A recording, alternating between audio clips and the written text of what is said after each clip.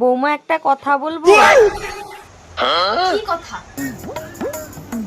না বলছি, তুমি বাচ্চা মেয়ে, এই তো কদিন মাত্র 3 মাস হলো বিয়ে করে এসছো, তোমাকে দেখলে মনে হচ্ছে যেন তুমি অনেক পুরনো হয়ে গেছো।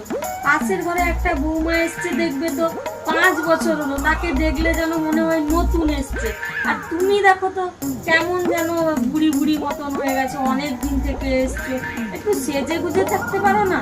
আর বলছি মা, যখন তোমার ছেলে বাড়িতে থাকতো তখন মেকআপের জিনিস এনে দিত, তখন সেজে থাকতাম। এখন তো বাইরে থাকে, কে এনে দিবে? আরে এই কথা নাকি বৌমা? আরে আমাকে বলবে তো, আমি তোমার মেকআপের জিনিসপত্র এনে দিব।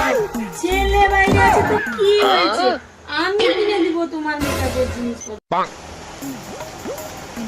মা একটা কথা বলবো? তুমি যে বলেছিলে না আমাকে সেজে গুজে থাকতে, আমার মেকআপের জিনিসগুলো এনে দিবে বলেছিলে, এই নাও তার লিস্ট। দেখি কি লিস্ট। আচ্ছা ও বৌমা, আলমারির ভেতর থেকে মানি ব্যাগটা দাও, একটা 500 টাকা বের করে দাও, আমি তোমার মেকআপের জিনিস এনে দেব। 500 টাকায় কি হবে? লিস্টের ফার্স্টে যেটা লেখা আছে ওটার দামই তো 1,500 টাকা। দেখি লিস্টটা পড়ে আছে। হ্যাঁ দেখো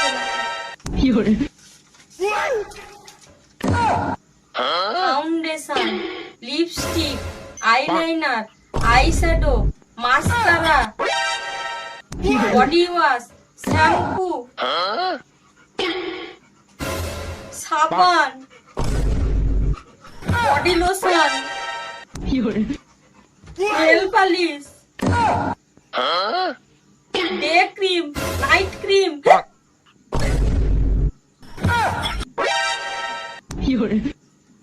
কাজের ঝি।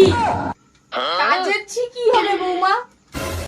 আমি সেজে গুজে মেকআপ করে থাকবো, তারপরে যদি কাজ করি তখন তো মেকআপ সব গলে যাবে। তার জন্য একটা কাজের মেয়ে লাগবে না?